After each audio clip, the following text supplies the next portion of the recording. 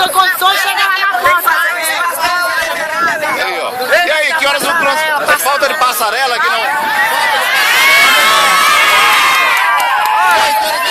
O trânsito aí? Aqui já aconteceu um bocado de acidente já com Acidente aqui na Soares. Então tá aí, ó. Meu filho ia morrendo aqui.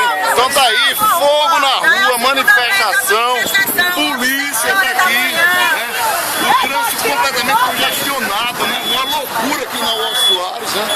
Por falta de passarela, tá aí, ó. Totalmente fechado, os carros voltando aí pelo acostamento, né? Os motoqueiros se arriscando ali, né?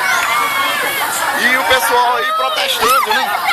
O pessoal protestando, a polícia tá ali, né? A polícia tá lá do outro lado. A polícia tá ameaçando, né? A polícia ameaçando aí, segundo as pessoas, né? E tá aí a manifestação dos moradores aqui.